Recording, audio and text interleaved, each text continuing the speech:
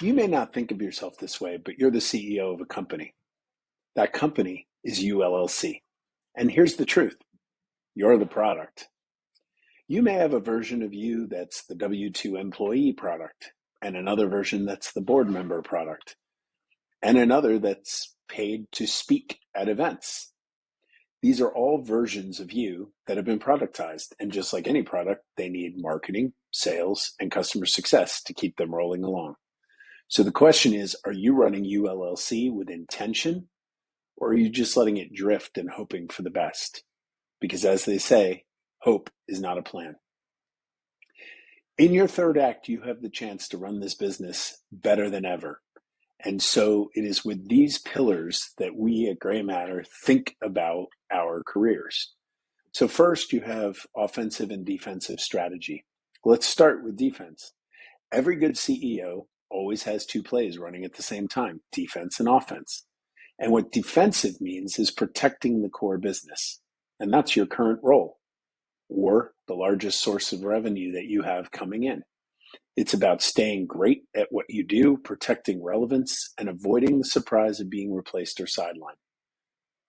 But great CEOs don't just play defense, they're also playing offense, looking for expansion opportunities. And for you, that might mean building optionality through strengthening your network, experimenting with side projects, or putting yourself in position for roles that haven't even appeared on the horizon yet. If you're only playing defense, your career has the potential to shrink. If you're only on offense, you risk being too distracted and not paying attention to your largest source of revenue. So you need both in balance. Let's talk about the next one, upskilling. CEOs constantly ask, is our product still a fit for the market? You need to do the same with your skills. Where are you over leveraged on skills that are fading in value?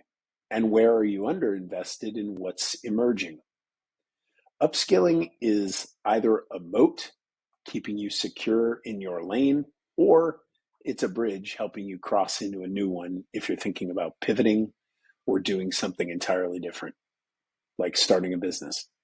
So an example, AI is rewriting industries. The question isn't whether it's coming into your space, but whether you'll be the one replaced by it or the one who leads its adoption. The next pillar is entrepreneurship. Even if you've only ever had a W-2 paycheck, you are still an entrepreneur. You marketed yourself to land the job. You sold yourself to get the offer. You've been doing customer success to keep your boss or board happy ever since. But the third act is when many of us expand the model. You might diversify revenue streams, consulting, the board seat, teaching, speaking, or you may want to start something completely new. And here's the tension. Do you jump in with both feet or build it nights and weekends until it's ready to scale? Great CEOs don't bet the company recklessly. They test, they experiment, they learn, they double down. That's exactly how you should think about entrepreneurship in your career. And the last is wellness. Let's be real. No company can run on a broken balance sheet. For you, LLC, the balance sheet is mental health, physical energy, and financial stability. Your third act will demand stamina. If you neglect your operating system, then everything else is going to fall apart. Wellness isn't indulgence, it's maintenance. It's the fuel that lets you remain productive, resilient, and sharp for the long term. So here's the bottom line. You're not done. You're the CEO of you LLC. Your third act is not about fading out. It's about scaling everything you've built into something bigger, smarter, and more fulfilling. This is the moment to design your roadmap, to think about your business model, and to ask, how will you protect what you've got, expand what you offer, and leave the kind of legacy that you want? So if you're ready to design the third act with strategy, upskilling, entrepreneurial thinking, and wellness at your center, take our free self-assessment quiz.